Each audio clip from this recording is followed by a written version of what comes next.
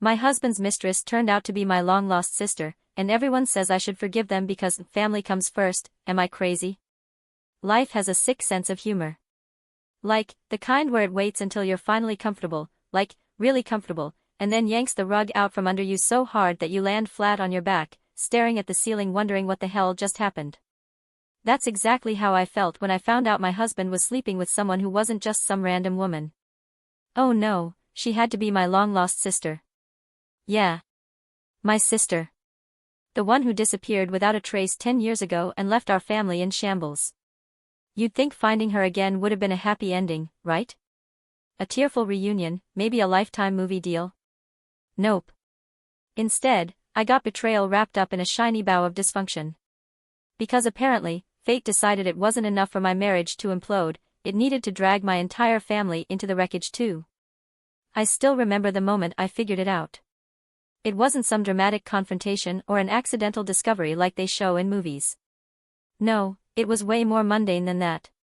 I was scrolling through my husband's phone, don't judge me, we all do it, looking for nothing in particular, when I stumbled across a text thread between him and someone named Lila. At first, I didn't think much of it. Just another name, another conversation. But then I saw the pet name he used, something only I should have been called, and my stomach dropped faster than a rock off a cliff. And then came the kicker.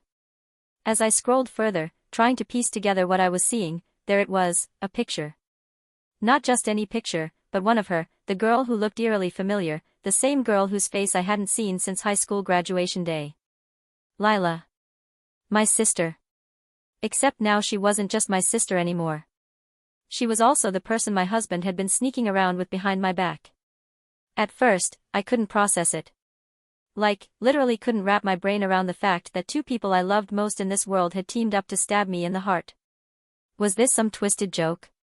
Some cosmic prank designed to test how much pain one person could take before completely losing their mind? Because if it was, mission fucking accomplished. But here's the thing about betrayal, it doesn't exist in a vacuum. Once the initial shock wore off, the questions started pouring in. How long had this been going on? Did she know who I was when it started?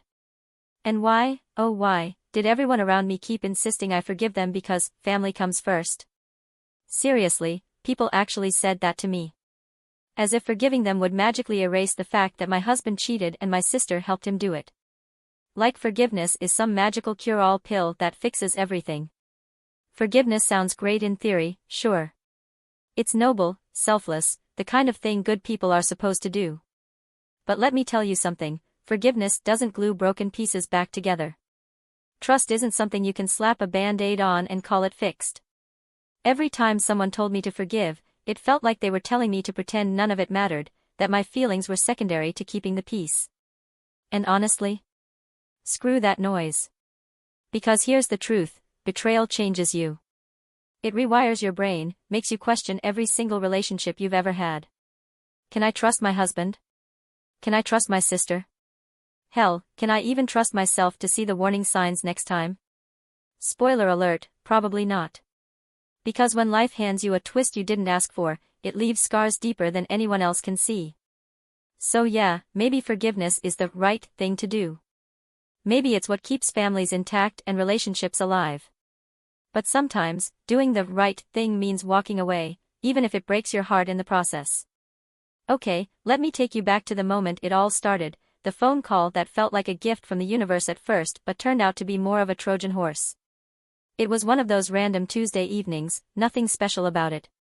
I was sitting on the couch scrolling through Instagram when my phone buzzed with an unknown number flashing across the screen. Normally, I'd ignore something like that, but something told me to pick up. And there she was, Lila. My sister. The same girl who vanished without so much as a goodbye 10 years ago. Her voice hit me like a freight train, instantly throwing me back to childhood memories I thought were buried forever. She sounded different. Older, obviously, but also softer, almost fragile. Like she'd spent the last decade carrying around guilt and regret heavy enough to crush her. At least, that's what I thought at the time. I'm so sorry, she said right off the bat, no preamble or small talk. Just straight into the apology, like ripping off a band-aid. She went on to explain how life had gotten complicated after she left home, how she wanted to reach out sooner but didn't know how. She promised things would be different now, that she wanted to reconnect and make amends for disappearing. And because I'm apparently a sucker for redemption arcs, I believed her. Hook, line, and sinker. We talked for hours that night, catching up on everything we'd missed over the years. Well, mostly she did the talking while I listened, trying to piece together this stranger version of my sister. She mentioned moving cities, working odd jobs, even traveling abroad for a while. What she didn't mention? Anything about being involved with my husband. Not a single hint, not even a slip-up. Looking back, I can't help but wonder if she was deliberately dodging certain topics, or if she really thought she could keep lying to me forever. At the time, though, none of that crossed my mind. All I could focus on was how good it felt to have her back in my life. You don't realize how much you miss someone until they're suddenly within reach again. We made plans to meet up soon, exchanged numbers, and ended the call with promises to stay in touch. For weeks afterward, I floated around like I was walking on clouds. Finally, I thought, some closure. Some justice for the gaping hole her absence left in our family. But here's the thing about closure, it's rarely as clean-cut as we want it to be. A few months later, I started noticing little things. Weird coincidences, like Lila always finding excuses to come over when my husband was home. Or the way they seemed to share inside jokes I wasn't part of. At first, I chalked it up to paranoia, telling myself I was reading too much into harmless interactions. But deep down, doubt lingered, gnawing at the edges of my trust like termites eating away at wood. Then came the texts. The ones I accidentally stumbled upon while looking for directions to a work event. Yes, I still use his phone sometimes, sue me. Seeing her name pop up shouldn't have been surprising, we were reconnecting, after all, but the tone of their messages sure was. Flirty, playful, intimate in ways that screamed familiarity. And just like that, the pieces clicked into place. Every laugh, every glance, every coincidental run-in suddenly made sense. They weren't just friendly acquaintances reconnecting through me, they were lovers hiding behind my back. What kills me most is realizing how blind I was. How easily I bought into her act, swallowing her apologies and promises without question. She played me like a fiddle, using our shared history as leverage to worm her way back into my life, and closer to him. Meanwhile, I welcomed her with open arms, never suspecting for a second that she'd already begun unraveling everything I held dear. So yeah, people say forgiveness is key, that family ties should outweigh personal pain. But how do you forgive someone who exploited your vulnerability for their own gain? Someone who knew exactly what buttons to press to win you over before stabbing you in the heart? Because that's what this feels like, a betrayal so calculated it leaves scars deeper than words can heal. Update 2. My husband's mistress turned out to be my long-lost sister, and everyone says I should forgive them because family comes first. Am I crazy? Here's the thing about secrets, they don't exist in isolation. Once you pull one thread, the whole sweater starts unraveling faster than you can keep up. And let me tell you, once I started digging into what my sister and husband had been hiding, it felt like I opened Pandora's box. Every answer led to another question, every revelation exposed yet another layer of betrayal. It wasn't just them anymore, suddenly, everyone around me seemed complicit in this mess. First, there was my mom. Sweet, well-meaning mom who always preached about forgiveness and family bonds being unbreakable. Turns out she'd known Lila was back in town for months before I even got that fateful phone call. Months. She casually dropped it during one of our weekly coffee dates after I confronted her, like it was no big deal, like keeping something like that from me was totally justified because she didn't want to upset me. Oh, thanks, Mom. Real helpful. Then came the bombshell from Dad. Apparently, he'd run into Lila at some grocery store parking lot a few weeks prior. They chatted briefly, exchanged numbers, and promised to catch up soon.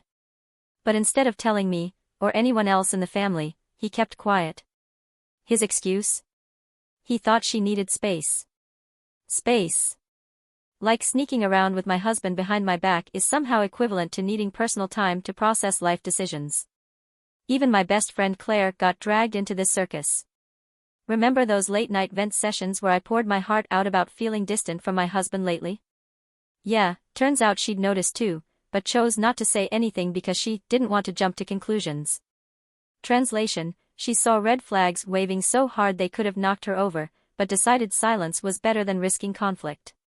Thanks for having my back, Claire. Every conversation I had with these people left me angrier than the last. Not only had my husband and sister betrayed me, but now it seemed like everyone else had played their part in covering it up. The worst part? None of them seemed remotely sorry for lying to me. Instead, they doubled down on the same tired platitudes: family comes first, you need to forgive them, this will all blow over eventually.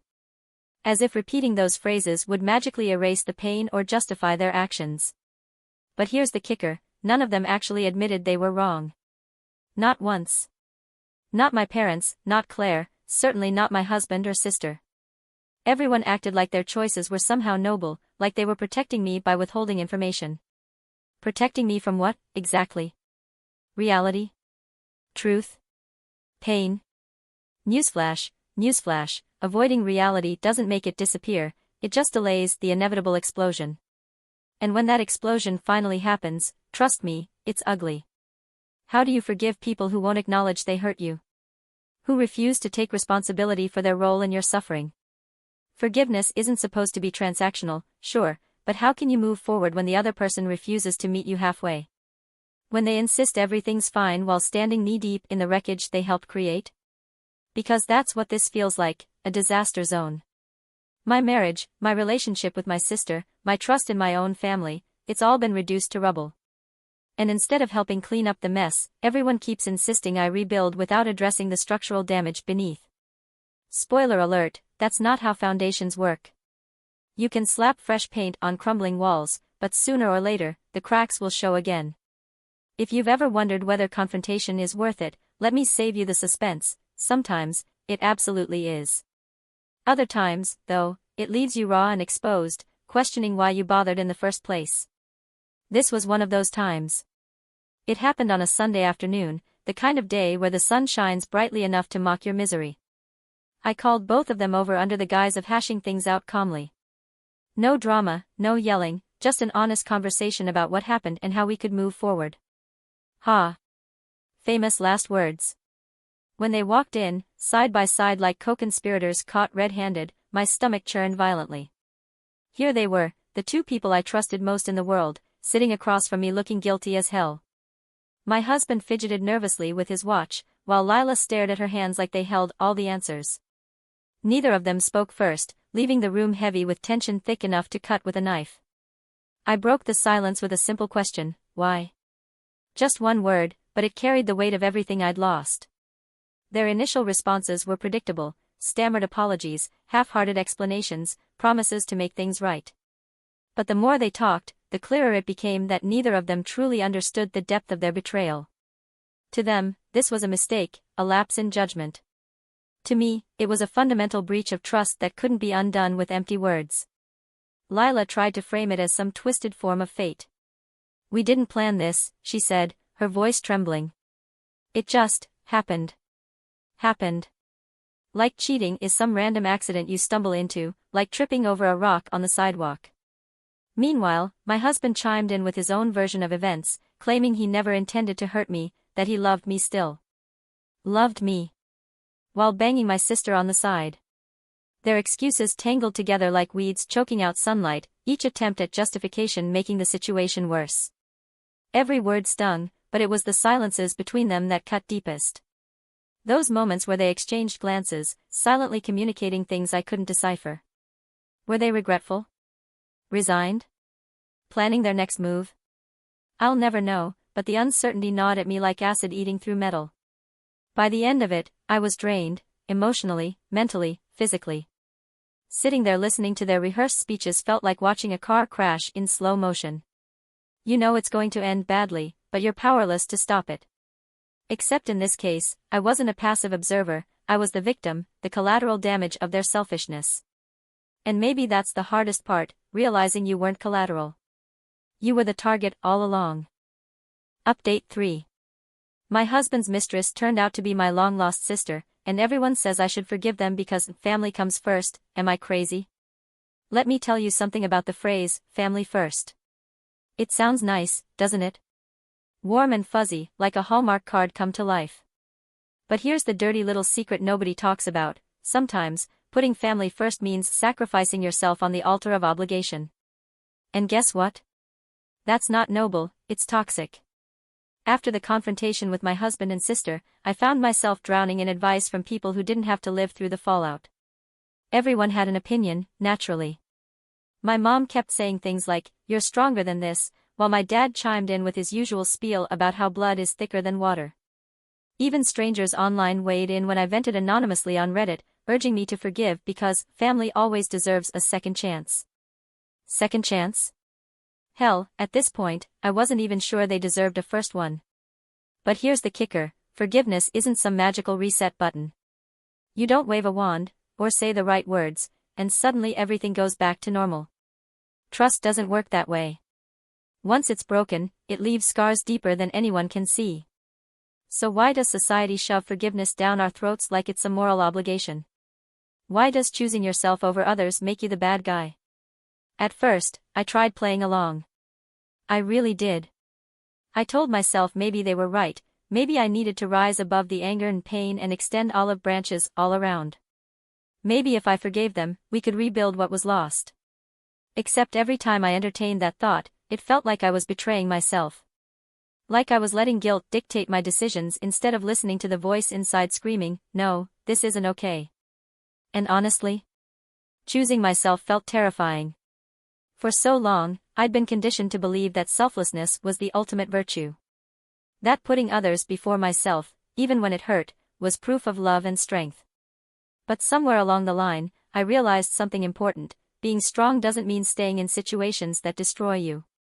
Real strength lies in knowing when to walk away, even if it feels like the hardest thing you'll ever do. Walking away wasn't just about leaving my husband or cutting ties with my sister. It was about rejecting the narrative that I owed them anything. That their mistakes were somehow less significant because we shared DNA or vows. Newsflash, biology and marriage certificates don't erase betrayal. They don't give anyone a free pass to hurt you repeatedly without consequence. It took months, no, years, of therapy, journaling, and soul-searching to finally understand this. At first, walking away felt like admitting defeat. Like I'd failed as a wife, a sister, a daughter. But slowly, painfully, I began to see it differently. Walking away wasn't failure, it was liberation. It was reclaiming control over my own life after spending so long letting other people dictate its terms. One of the hardest parts was dealing with the judgment. Oh, the judgment. People looked at me sideways when I refused to attend family gatherings where both my husband and sister would be present. Friends whispered behind my back, calling me selfish or dramatic. Even co-workers, who barely knew the details, offered unsolicited opinions about how I should try harder to mend fences. But here's the truth, you can't please everyone, and trying to will only leave you exhausted.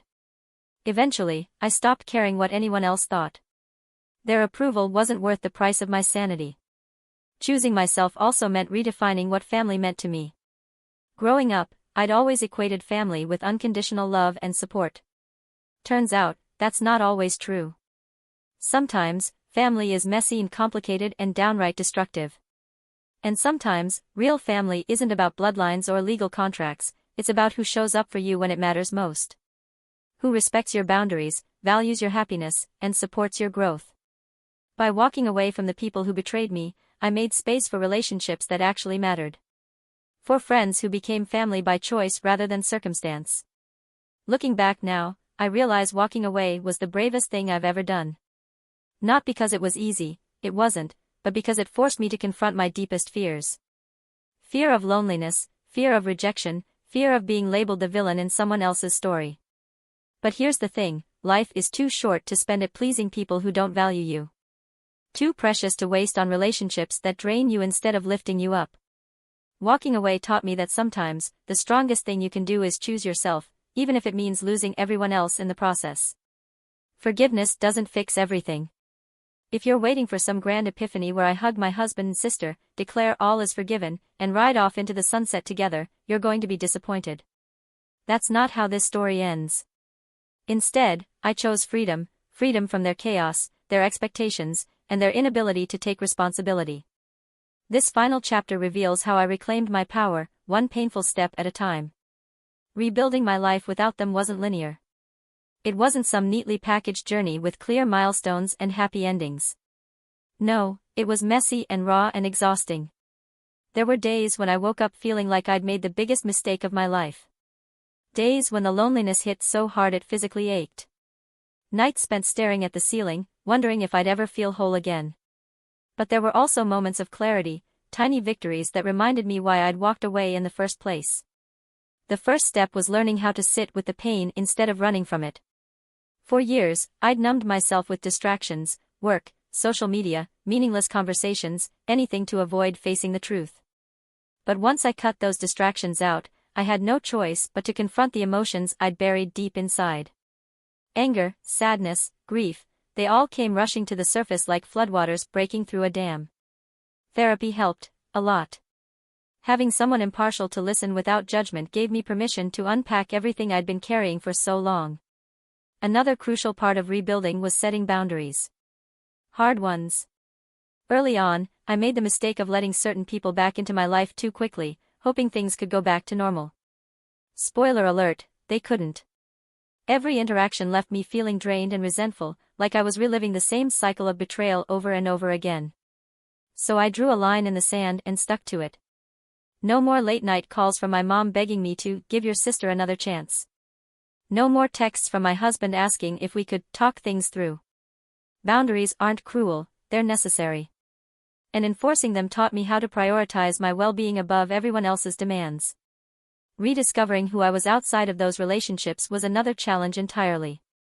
For so long, my identity had been tied up in being a wife, a sister, a daughter. Losing those roles left me feeling untethered, like I'd lost my anchor. But slowly, I started building a new foundation, one based on things that truly mattered to me. I picked up hobbies I'd abandoned years ago, painting, hiking, writing. I traveled solo for the first time, exploring places I'd always dreamed of visiting but never had the courage to go alone. Each experience reminded me that I was more than the sum of my relationships, that I existed independently of the people who'd hurt me. Friendship played a huge role in my healing process too. After cutting ties with my biological family, I leaned heavily on the friends who showed up for me during the darkest times. These weren't just casual acquaintances, these were people who genuinely cared about my happiness and supported my decision to walk away. One friend, Sarah, drove 3 hours just to spend a weekend helping me move out of the house I'd shared with my husband. Another, Mia, sent me daily voice notes filled with encouragement whenever she sensed I was struggling. Their unwavering support reminded me that family isn't defined by blood, it's defined by love and loyalty.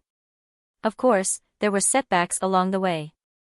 Moments when doubt crept in and I questioned whether I'd done the right thing. Times when I missed the familiarity of my old life, even though it had been toxic. But each setback taught me resilience. Each stumble reinforced the fact that rebuilding takes time, and that progress isn't measured in straight lines. Today, I'm in a much better place. Not perfect, but better. I've learned to embrace uncertainty instead of fearing it. To trust myself instead of relying on others for validation. Most importantly, I've learned that walking away from unhealthy relationships doesn't mean giving up, it means choosing a future where you can thrive. Forgiveness may not fix everything, but freedom certainly helps.